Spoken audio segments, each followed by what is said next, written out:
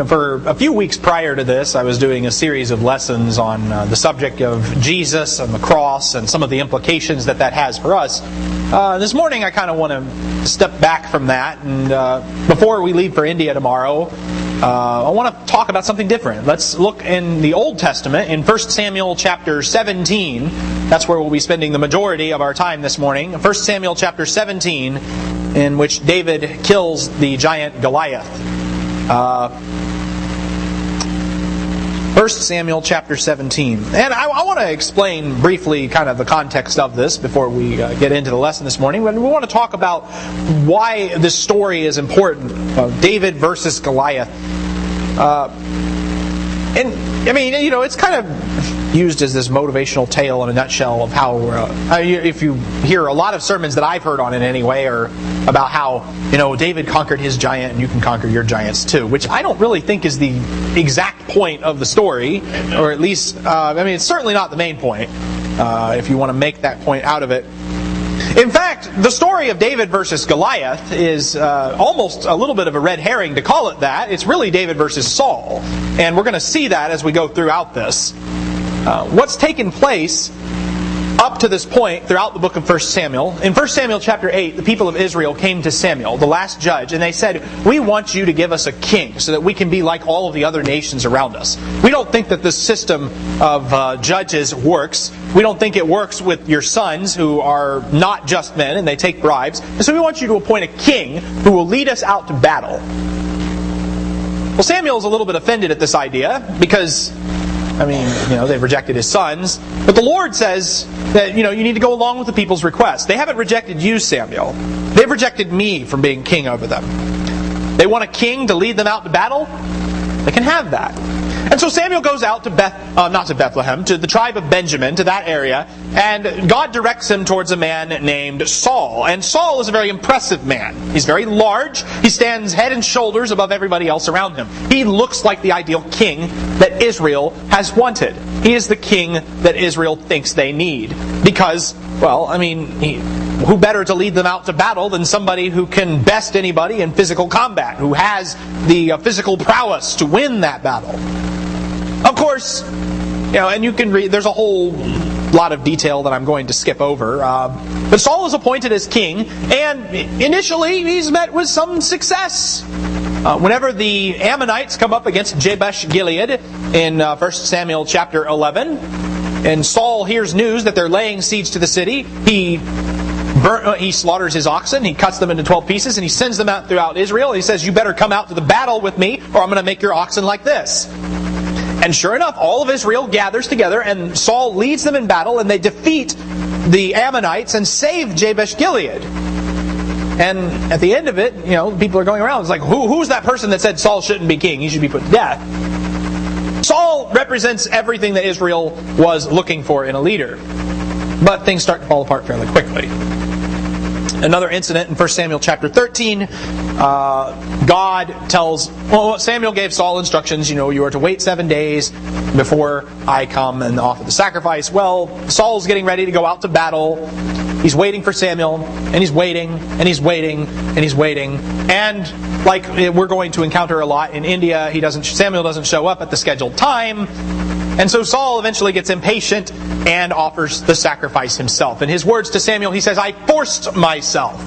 I offered the sacrifice." It's really your fault because you're late and all the people started deserting. And Samuel told Saul on that occasion that what he had done was foolish in disobeying the Lord, and that the Lord would seek out for himself a man after his own heart to rule over the nation of Israel. A second instance later, another battle, Saul's not going out against the Philistines, but rather against the Amalekites. The Lord gives Saul the express instruction to utterly destroy the Amalekites. Don't leave anybody alive. Don't leave any livestock alive. They are to be punished for what they did to Israel in the wilderness. And so Saul goes out to battle, and he defeats the Amalekites, like God said. But he takes King Agag alive, and he keeps some of the best of the sheep and the oxen for himself as well. Did Saul obey God? Well, when Samuel goes out to meet Saul, the first thing Saul says to him is, "I have fulfilled the commandment of the Lord." But the Lord has already told Samuel what's going on. He said, Saul didn't follow instructions. He didn't do what I said. He didn't utterly destroy them. He left some of the sheep and the oxen alive. He left King Agag alive. He did the opposite of what I say. And Saul argues with Samuel quite a bit, makes all these excuses. First he says he's fulfilled the commandment of the Lord, and then he says, well, it was the people, they wanted to do it this way. And oh, by the way, we were wanted to offer sacrifices anyway. And finally, Samuel's just had enough. He says in 1 Samuel chapter 15, in verses 22 and 23, has the Lord as much delight in burnt offerings and sacrifices as in obeying the voice of the Lord? Behold, to obey is better than to sacrifice, and to heed than the fat of rams. For rebellion is as the sin of divination, and insubordination is as iniquity and idolatry. Because you have rejected the word of the Lord, He has also rejected you from being king. Now, for the second time, Saul's basic problem, he doesn't follow God's instructions. He doesn't listen to what God said. And I mean, you can picture people today, because come on, Lord, it's just a few sheep, it's just a few livestock, and they really had the best intentions anyway. How dare you condemn Saul for that? I mean, he had such well-intentioned, good motives. The Lord says he didn't follow instructions. I told him what to do, and he sat there and tried to justify himself. That was the problem with Saul. The Lord said, now that we've seen man's way doesn't work, head and shoulders above the rest doesn't work, now the Lord seeks out somebody after His own heart. 1 Samuel 16, the Lord directs Samuel to go to Bethlehem, to the house of a man named Jesse. And Jesse has a lot of sons. And so they call all of the sons together, or so they think. And Samuel sees the firstborn son, head and shoulders above everybody else, just kind of like Saul. And he thinks to himself, surely the Lord's anointed is before him. But verse 7 of 1 Samuel 16, the Lord said to Samuel, do not look at his appearance or at the height of his stature, because I have rejected him. For God sees not as man sees. For man looks at the outward appearance, but the Lord looks at the heart. And you see how that's connecting these ideas together. Now the Lord chose Saul as king. But it seems to me that the reason the Lord chose Saul as king was because, He needs to show Israel something about the kind of king they think they want, but they really don't want. And that isn't really going to be a success for them. And they go through all of Jesse's sons, one after the other, and the Lord subsequently rejects every single one of them. And it turns out that the son that the Lord has chosen isn't even present. He's out in the fields watching sheep, and his name was David. The youngest of all, ruddy, with beautiful eyes, handsome appearance, the Lord says, arise, anoint him, for this is he. And what makes David better than Saul is not his physical stature. It's the heart, which the Lord looks at. Now, we could talk more about any of these stories, and any of them could make their own lesson in its own right. But we come to 1 Samuel 17. And now, even though Samuel has anointed David, Saul's still king. And he's not going to go quietly. And then we have Goliath. 1 Samuel 17, beginning in verse 1. The Philistines gathered their armies for battle. And they were gathered at Soko, which belongs to Judah, and they camped between Soko and Azekah in Ephes Damim. Saul and the men of Israel were gathered and camped in the valley of Elah, and drew up in battle array to encounter the Philistines. The Philistines stood on the mountain on one side, while Israel stood on the mountain on the other side, with the valley between them. Then a champion came out from the armies of the Philistines, named Goliath, from Gath, whose height was 6 cubits and a span. He had a bronze helmet on his head. He was clothed with scale armor, which weighed 5,000 shekels of bronze. He also had bronze greaves on his legs, and a bronze javelin slung between his shoulders. The shaft of his spear was like a weaver's beam, and the head of his spear weighed 600 shekels of iron. His shield carrier also walked before him. He stood and shouted to the ranks of Israel, and said to them, why do you come up to draw up in battle array? Am I not the Philistine? And you servants of Saul, choose a man for yourselves, and let him come down to me. If he is able to fight with me and kill me, then we will become your servants. But if I prevail against him and kill him, then you shall become our servants and serve us. Again the Philistine said, I defy the ranks of Israel this day. Give me a man that we may fight together. When Saul And all Israel heard these words of the Philistine. They were dismayed and greatly afraid. All right, so we see this all the time in the Bible. But once again, the Philistines gather together for battle against Israel. The Philistines have a champion who terrifies the people. His height, 6 cubits in a span, and if we assume 18 inches is a cubit, that makes him over 9 feet tall. That's pretty big. The Guinness World Records would have something to say to this guy. And not only is Goliath large, he is also covered in nearly impenetrable bronze armor. His bronze helmet, his 500 shekels of bronze scale armor, and assuming 0.497 ounces a shekel, that means his armor weighs over 150 pounds. His bronze shin guard, his bronze spear, the head of which weighs about 18 pounds of iron. His size and his armor are weighty considerations here. Goliath is head and shoulders above everybody else. But wait, we've seen this before. If we're reading this text carefully, we've seen people that are head and shoulders above everybody else before. Why, that's the same thing we were saying about Saul. In fact, that's kind of the reason we liked Saul as king so much. He was tall and he could win the battle for us, right? Well, he wasn't that tall. Goliath's mere existence shows the problem with that standard. If you use a human standard for greatness, if you think victory is accomplished by who's the tallest, well, guess what? There's always going to be somebody taller. And Goliath proves it here. The enemy can always find someone bigger to do their fighting. Now what's Saul going to do? How's he going to win that? Goliath proposes single combat, which every time in the Bible they propose single combat, it never actually works. People don't surrender. They never go along with the terms of how the champion combat goes. Saul and all Israel are terrified. Verse 11. They see as man sees. They see the external appearance. They see Goliath winning by appearances because he has the height, he has the stature, he has the armor, he has it all. But God, as we saw in 16 and verse 7, God doesn't see as man sees. The man looks at the outward appearance, but God looks at the heart. And had Saul been the king that Israel needed, he would have stepped forward and defeated the giant. But Israel didn't say they wanted the king that God chooses. They wanted a king like the nations around them to lead them out to battle. And that's what Saul is. He's like the nations around him.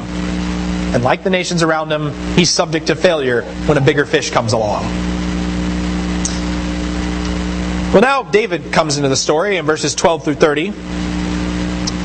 Now David was the son of the Ephrathite of Bethlehem in Judah, whose name was Jesse. He had 8 sons. Jesse was old in the days of Saul, advanced in years among men. The 3 older sons of Jesse had gone after Saul to the battle, and the names of his 3 sons who went to the battle were Eliab, the firstborn, and the second to him Abinadab, and the third Shammah. David was the youngest. Now the 3 oldest followed Saul, but David went back and forth from Saul to tend his father's flocks at Bethlehem. The Philistine came forward morning and evening for 40 days and took his stand. Then Jesse said to David his son, "Take now for your brothers an ephah of this roasted grain and these 10 loaves, and run to the camp to your brothers. Bring also these 10 cuts of cheese to the commander of their 1,000, and look into the welfare of your brothers, and bring back news of them. For Saul and they and all the men of Israel are in the valley of Elah fighting the Philistines."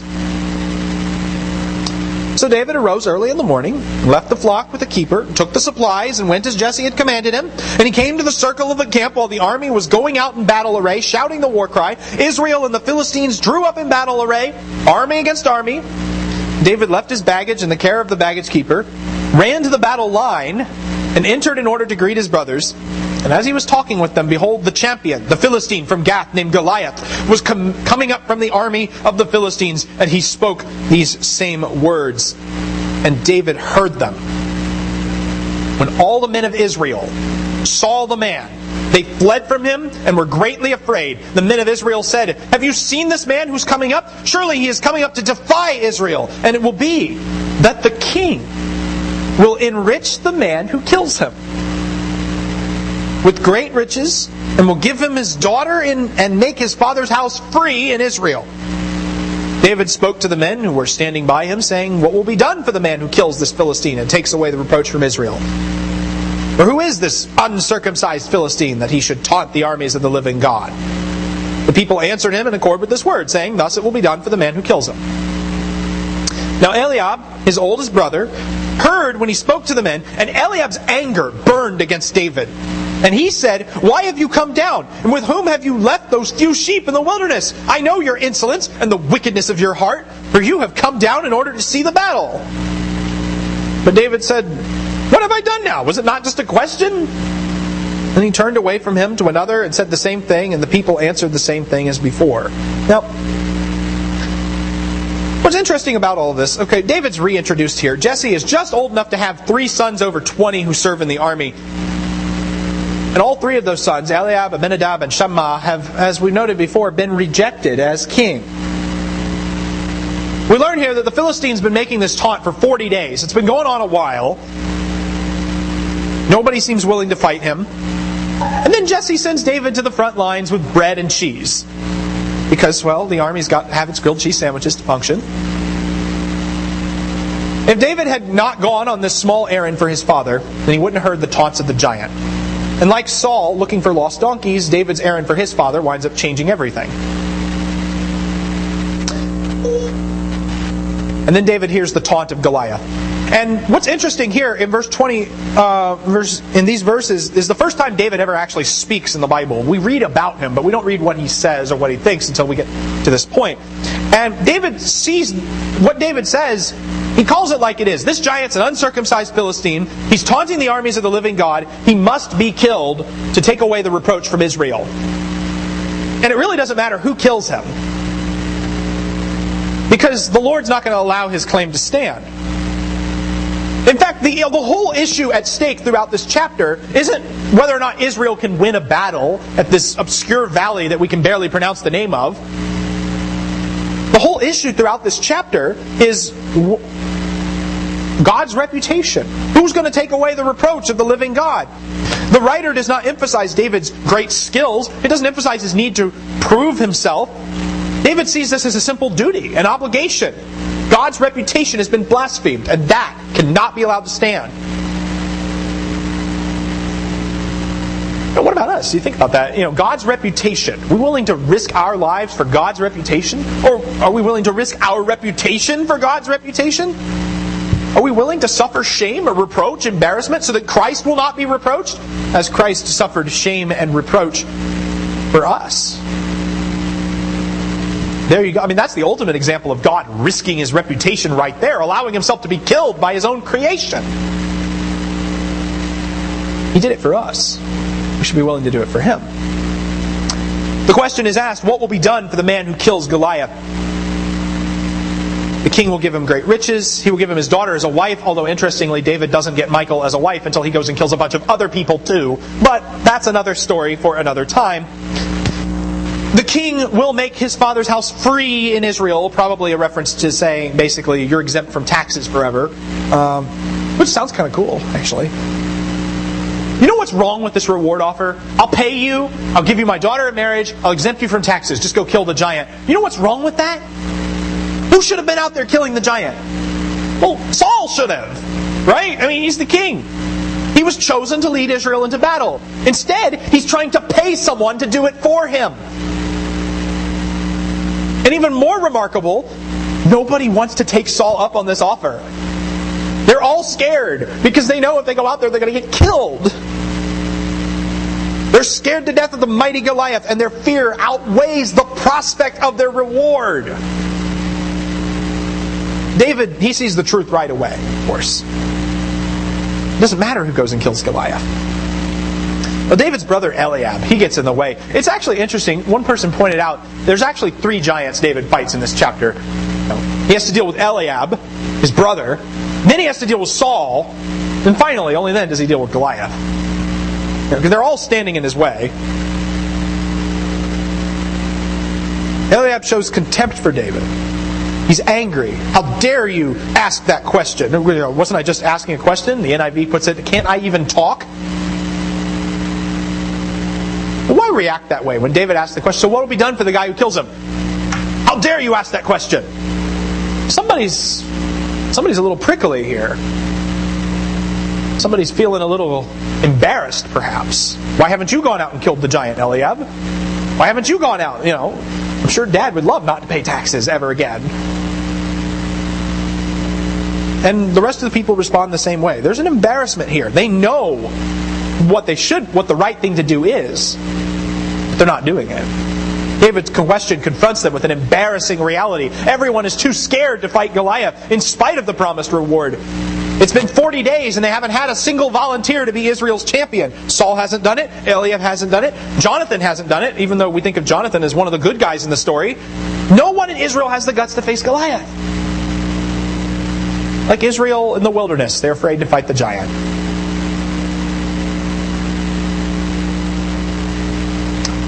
And then Saul gets involved. In verse 31, when the words which David spoke were heard, they told them to Saul, and he sent for him. David said to Saul, "Let no man's heart fail on account of him. Your servant will go and fight this Philistine." Then Saul said to David, "You are not able to go against this Philistine to fight with him, for you are but a youth, while he has been a warrior from his youth." But David said to Saul, "Your servant was tending his father's sheep. When a lion or a bear came and took a lamb from the flock, I went out after him and attacked him and rescued it from his mouth. When he rose up against me, I seized him by his beard and struck him and killed him. Your servant has killed both the lion and the bear, and this uncircumcised Philistine will be like one of them, since he taunted armies of the living God." David said, "The Lord who delivered me from the paw of the lion and from the paw of the bear, he will deliver me from the hand of this Philistine." Saul said to David, "Go, may the Lord be with you." Then Saul clothed David with his garments and put a bronze helmet on his head, and he clothed him with armor. David girded his sword over his armor and tried to walk, for he had not tested them. So David said to Saul, "I cannot go with these, for I have not tested them." David took them off.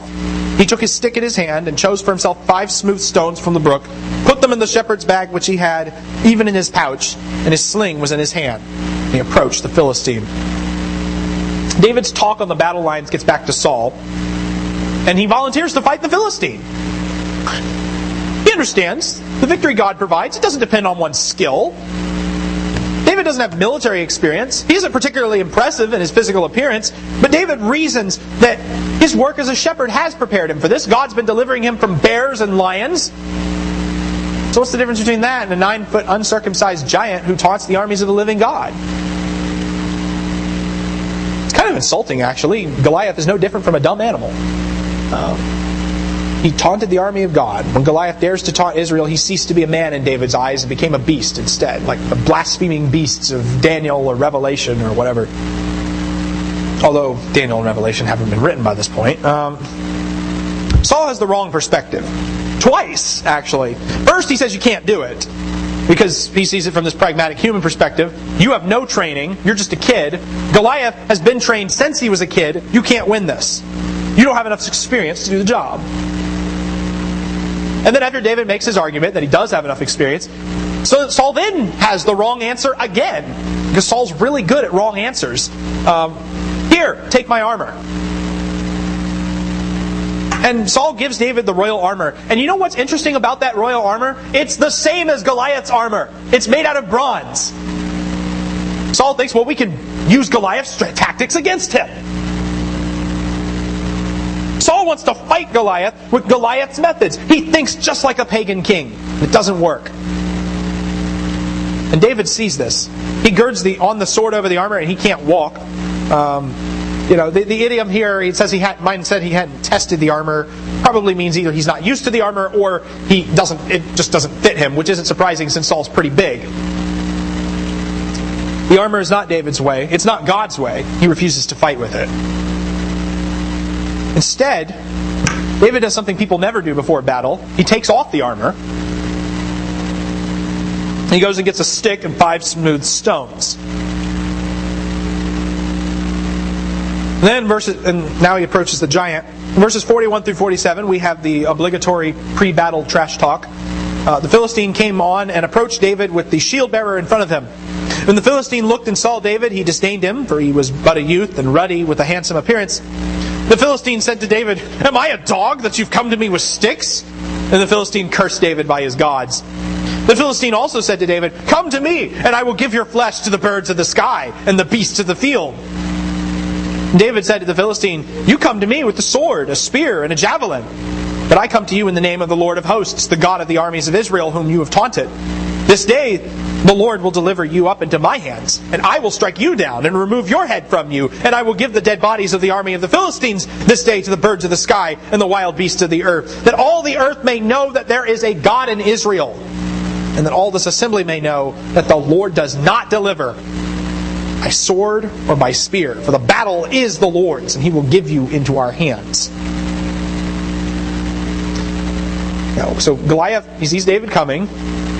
He says, "You're just a pretty boy. You're no good for fighting. My weapons are better than your weapons." It's distracted by the stick. Ooh, a stick. That's going to work. And I'm going to feed you to the birds and the beasts. So David responds, "I'm going to feed you to the birds and the beasts." Goliath, he says, "You're making fun of me because I only have a stick. You only have a sword. How's that going to go?" He says, "What I have the living God behind me. And all the earth will know that there's a God in Israel. All Israel will know that God's deliverance isn't my military weaponry. He is the God of the battle who defeats the enemies regardless of military prowess, regardless of how well they've planned out their strategy. If God wants somebody to win and somebody to lose, that's the way it's going to happen. And it doesn't matter who goes out to fight. It doesn't matter who the commanding general is. What matters is what God says about the battle and how it will go down." So Goliath, his death will become an object lesson for Israel, showing how the reproacher becomes the reproached. Well, verse 48, it happened when the Philistine rose and came and drew near to meet David, that David ran quickly toward the battle line to meet the Philistine. And David put his hand into his bag, took from it a stone, and slung it, and struck the Philistine on his forehead. And the stone sank into his forehead so that he fell on his face to the ground. Thus David prevailed over the Philistine with a sling and a stone. He struck the Philistine and killed him, but there was no sword in David's hand. Then David ran and stood over the Philistine and took his sword and drew it out of its sheath and killed him and cut off his head with it. When the Philistines saw that their champion was dead, they fled.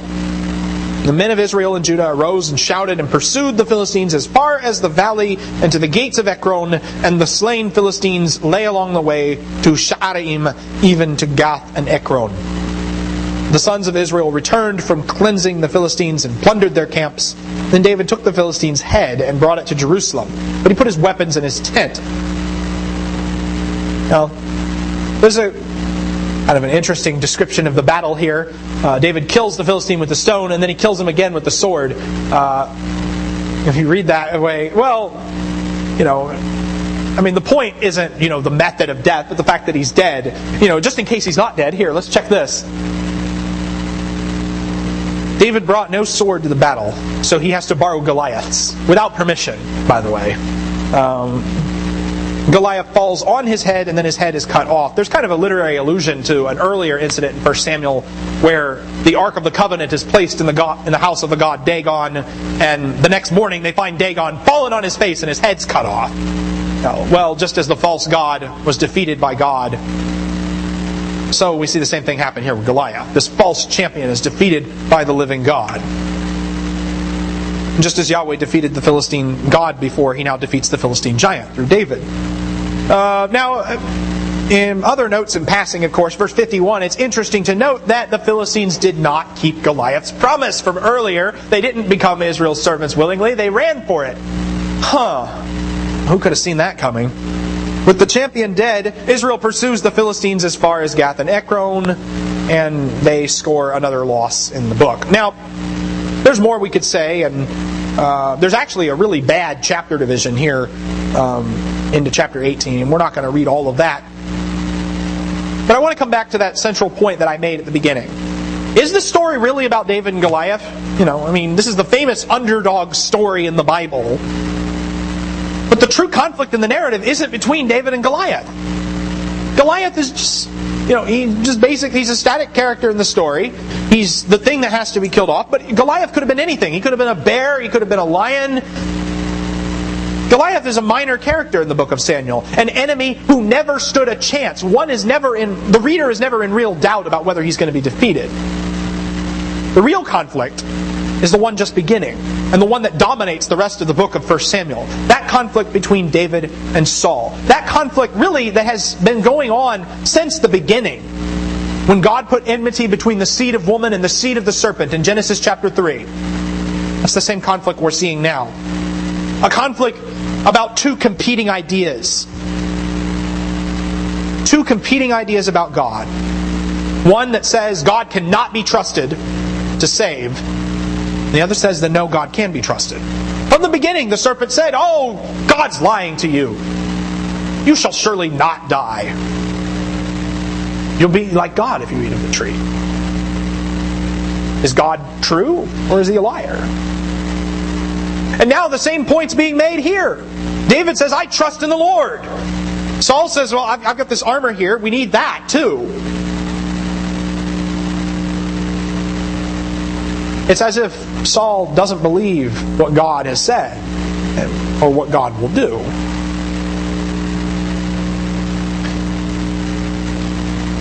And this is the thing throughout the book. Saul relies on self. He makes excuses. He hides behind enemy lines when his strength is no longer good enough. David, he relies on God. He sets aside the excuses. He claims that his strength does not matter because God will not allow the blasphemer to stand. When David rejects Saul's armor, it's not just because it didn't fit him physically. It's not like, well, if your armor had fit Saul, then I would have taken it. That's not the point. By rejecting Saul's armor, he's rejecting Saul's ways. He's rejecting Saul's philosophy. He's rejecting the idea that the world has it figured out. And even though David only killed one giant, it is this event that prompts the people of Israel to start singing the song. Saul has slain his thousands, and David his 10,000s. And Saul, not understanding the concept of ascending numerology in Hebrew poetry, interprets this as a slight against him, and then seeks to kill David.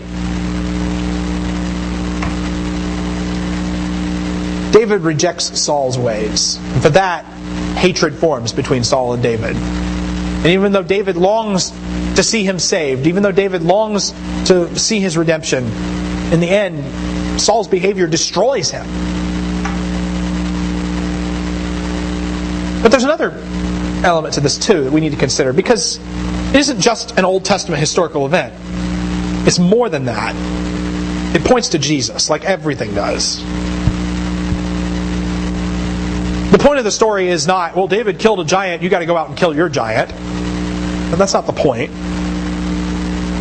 The point of the story isn't you can do it. The point of the story is you can't do it. That's why you need God. You can't do it. You can't manufacture enough tools to fix your problems. Saul tried to do it, or at least he tried to manufacture the tools to do it. The point is you need God's help.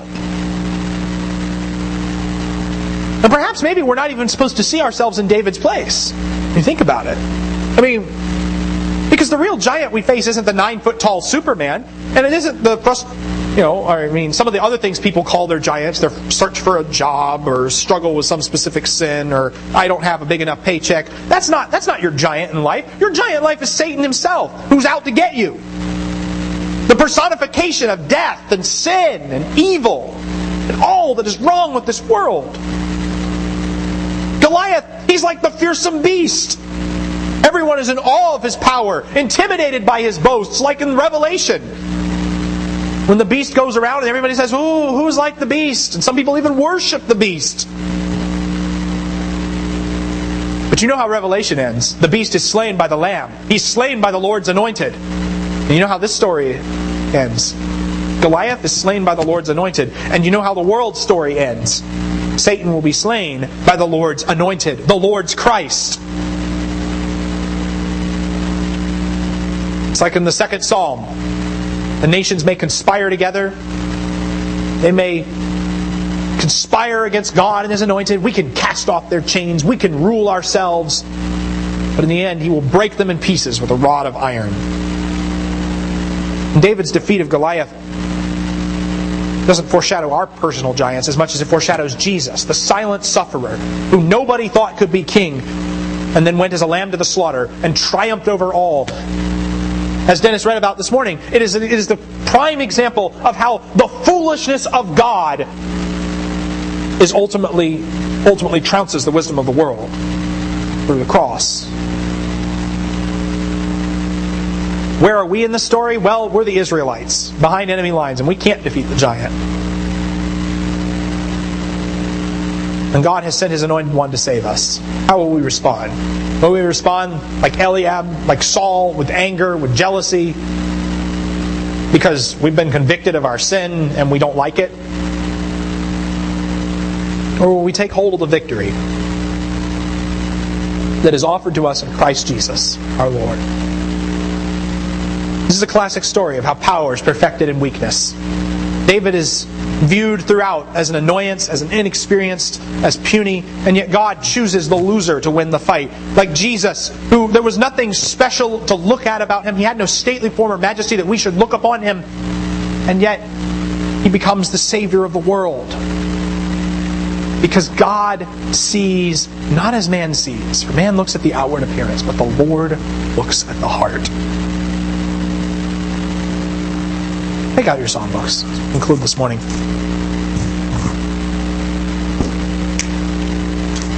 To ask yourself, how are you measuring your life, your success? The world has a lot of different systems that it uses to measure how successful someone is, how much money they make, how powerful they are, how famous they are, or any other number of things, how educated they've become. Do you know what that all is? At the end of the day, we're looking at the wisdom of the world. The Lord's not looking at that. He's looking in here. He's not looking at the outward appearance of things. He's not looking at what man sees as impressive.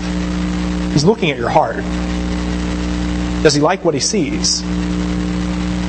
And if He doesn't like what He sees, if you need to do something to make your heart right with God, to make yourself right with the Lord,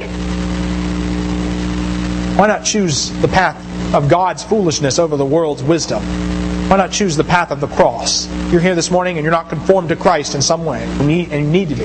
Now is the time to let it be known. While together we stand and we sing the song selected.